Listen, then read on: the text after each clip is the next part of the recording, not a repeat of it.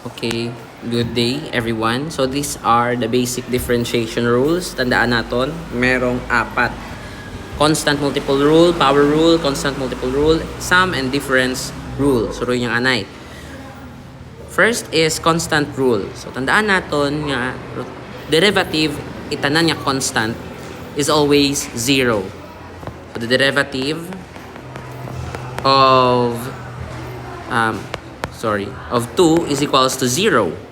The derivative of 1 million, 100 is equals to 0. The derivative of 1,747 is equals to 0. Okay? Tandaan niya, constant. Tanang derivative is 0. Now, if we have something like this, okay, power rule. Sa power rule if we have the derivative of x squared, pero matabo karon, first yung matabo, do exponent na. Ano exponent na? 2. Do exponent na nga 2, magto sa front. So we have here 2, kopyahon do x, and hambadi kara, ga minus 1 kita. So 2 minus 1. So magiging 1 lang ang exponent, which is kung kita natin nasulat. So magiging 2x lang. So the derivative of x squared is just 2x. Okay? Another example, we have the derivative, kailangan natin sulat. The derivative of x cubed. So first, the 3 nga ra maadto sa front. So we have 3x. Then the exponent na ga minus it 1. So we have 3 minus 1 is just 2. So the derivative it 3 x cubed is 3x squared. And another example, we have the derivative of x, tama on the x, a man, a to the 4th power. So magiging the 4 mato sa front, we have 4a, and the 4 ga minus get at 1, so we have 4a cubed. Okay, and that is how you derive using power rule. But kung namat ga derive kita karaya square root of x. Tandaan naton nga hindi naton magamit do power rule kara haman kasi waman mo exponent, di ba? Ag may radical sign imaw, yung square root sign niya na. So first, i-convert anay naton imaw as something or as a variable with exponent, as a variable x nga may exponent. So kung tanawon naton, balikan naton atong lesson pa grade 9. If we have square root of x, the exponent nga nang sa sugod,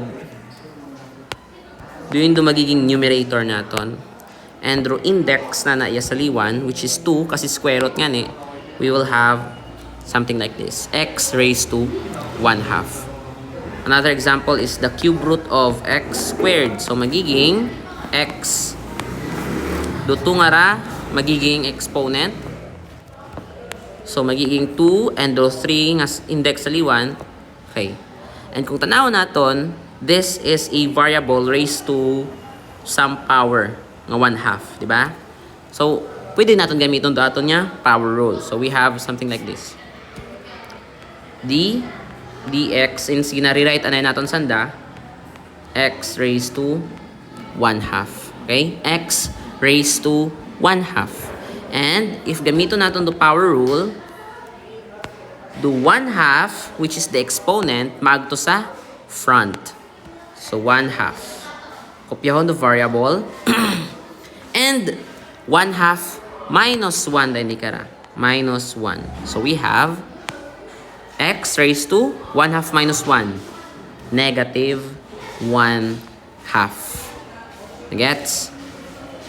And kung may negative kita nga exponent, dapat doon i-convert pag naton into positive. So paalin doon. Tandaan naton, balik kita sa atong lesson yun man pag grade 9, nga if may negative kita nga exponent, something x raised to negative 2, do negative 2 nga naman siya, isipa, way mo na bilong karon, Sin mo na bilong sa idagom. So, kung i-express nato ni Mao, i-write nato into something with positive exponent, dumatabo rin karon 1 over x squared. Hamat nagmakaro yun? It's because do atong x raised to negative 2 manaog imaw sa ubos. Manaog mo sa ubos. Ang rumabilin di kara sa ibabaw is just 1. Okay? Kasi dati, makara imaw ron. Over 1. X negative 2 raised over 1. Now, when mo nabilong karon, so isayloy mo sa idagom, and we will have something like this. So 1 over x squared. Same as kung may makaraya kita. 1 over x negative 3. Ibig sabihin, si x negative 3 wa na bilong karon. So kailangan na nang magsaka ya si babaw. So, tag nagsaka imaw, nagtagubok imaw, lutawag kali kara, tagring fraction bar nga ron, lutawag karon is vinculum. Tag nagtabok, do x squared, it vinculum, then x negative 2 gali, x raised to negative 2, nagtabok imaw, it vinculum, naging positive imaw. Now, x raised to negative 3, patabukon naton imaw sa vinculum nga ra, masaka imaw iya sa ibabaw. And dahil dati imong negative, magiging positive imaw. So, x cube. Waon kita denominator. So, haron, ha? Now, balik kita sa aton nga gin-solve. Tanaw naton do x raised to negative 1/2. Negative are exponent. So, dapat ubrahon positive ron. So, 1/2 times 1. May panaog naton imaw sa ubos. X raised to 1/2. Okay? Positive ni Mao. Basic calculus. Dati mong negative 1/2, naging positive 1/2 ni Mao. Is equals to 1/2 time out lang. 1 times 1. 1 times 1 is just 1. 2 times x raised to 1/2 is vinculum 2x raised to 1/2. Now, pwede yung dahil nga sapat. Pwede yung da. Pero, mas manami kung mas klaro gid mo, mas final gid itong answer. So, x raised to 1/2, tandaan natin kayo na, pwede natin imaw, di ba x raised to 1/2, pwede natin obrahon imaw, ibalik natin imaw sa square root of x. So, x raised to 1/2, obrahon nga square root of x. Then, x raised to 1/2, obrahon nga square root of x.